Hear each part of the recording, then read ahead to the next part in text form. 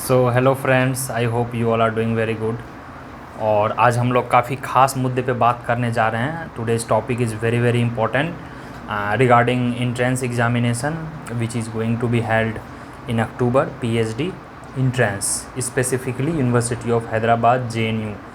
And today we will try to understand first thing that CUET ने आखिर exam क्यों नहीं लिया, because we all and everybody were expecting and we have also predicted कि university of Hyderabad का exam, JNU का exam CUET के अंदर it will be conducted by NTA CUET। But why you turn, why university is conducting exam and why CUET NTA has taken U-turn?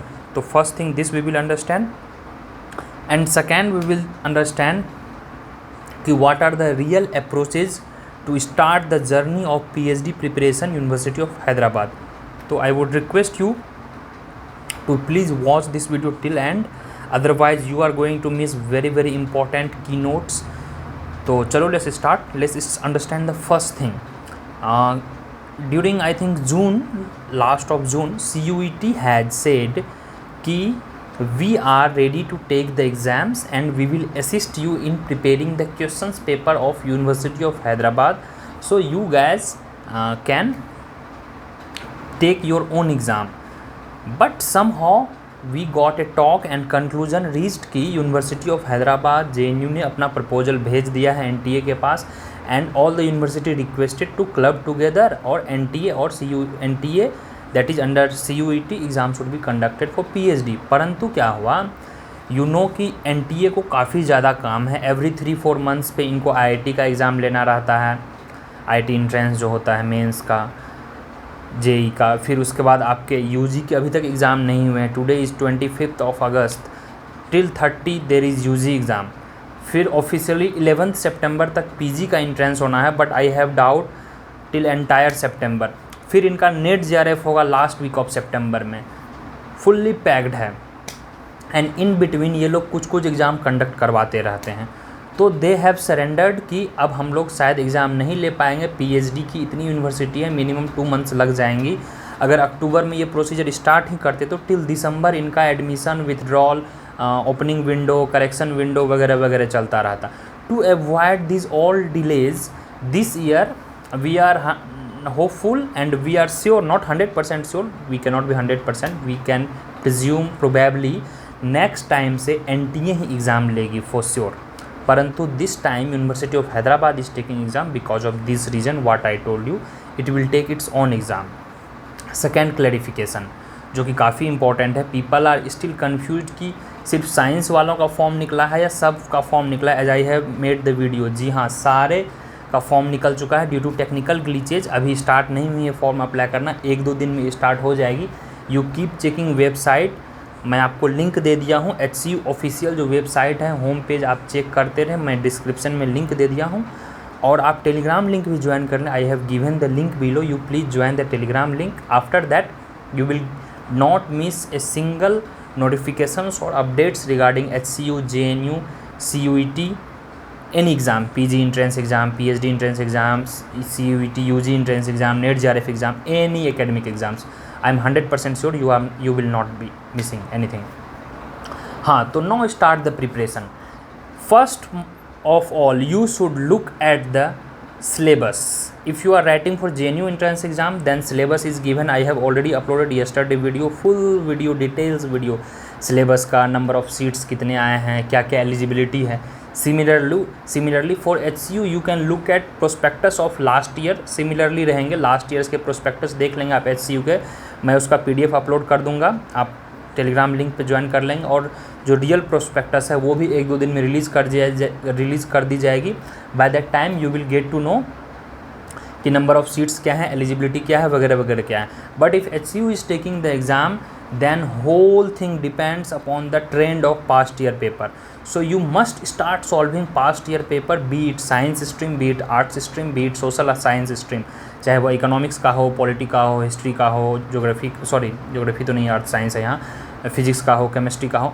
At least 6 to 7 years के past paper आप thoroughly कर लेंगे तो minimum 1/4 जो है directly indirectly questions वहीं से आएंगे। और 6 ईयर्स के सिलेबस कर लेते हैं आप पास्ट ईयर का, तो majority of syllabus around 60 to 70% of syllabus could be covered and rest you can cover according to your masters level. तो मास्टर्स में जो आपने पढ़ाई की है उसी को सिलेबस रखेंगे और थोड़ा सा रिसर्च मेथोडोलॉजी पढ़ लेंगे। जो सोशल साइंस वाले हैं रिसर्च मेथोडोलॉजी के कुछ यूट्यूब चैनल भी पढ़े हुए हैं, उसको आप देख लेंगे और KVS मदान का बुक पढ़ लेंगे। But I would recommend you कि डिफरेंट जो सेक्शन के सब्जेक्ट्स के लोग हैं, जैसे पॉलिटिकल साइंस का रिसर्च मेथोडोलॉजी थोड़ा अलग होता है, इकोनॉमिक्स का क्वेश्चन जो यहाँ पे इकोनॉमिक्स डिपार्टमेंट बनाती है तो उसके क्वेश्चंस पेपर अलग होते हैं।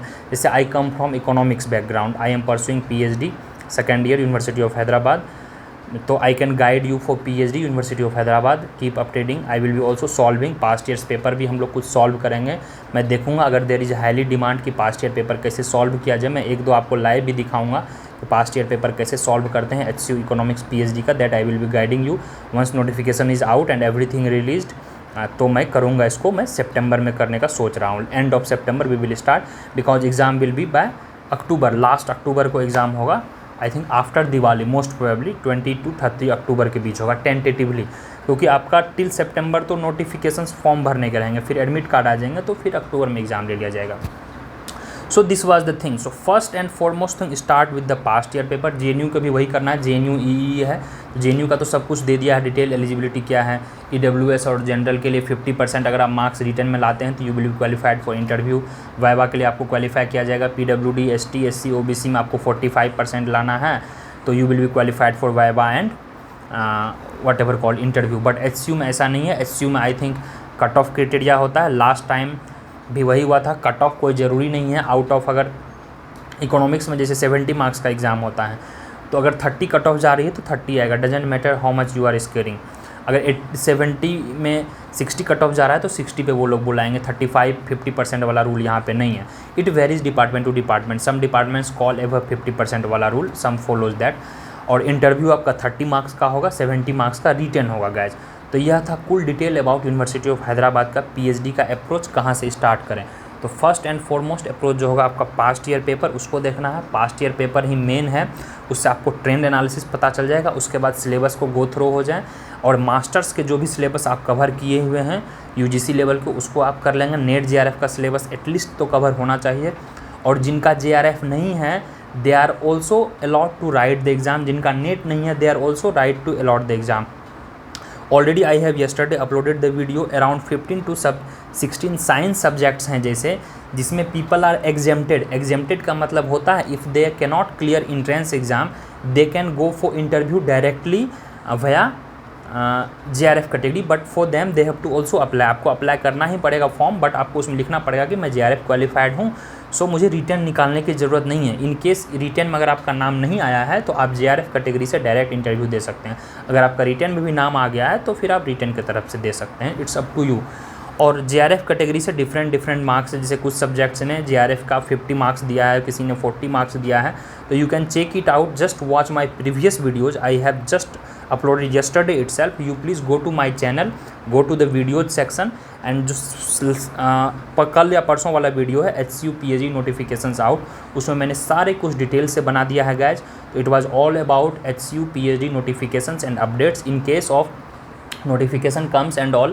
I will also show you how to apply and how to do this, and please join this channel telegram link and subscribe my channel so that you don't miss anything guys, and please be attentive, be in touch with this channel because you may miss something important. Daily notifications बदले जा रहे हैं, तो I would like to also thank student unity because student community ने भी protest किया था यहाँ पर कि शायद HCU को ही एग्ज़ाम लेना चाहिए, NTE at least this time they should not conduct without early notifications.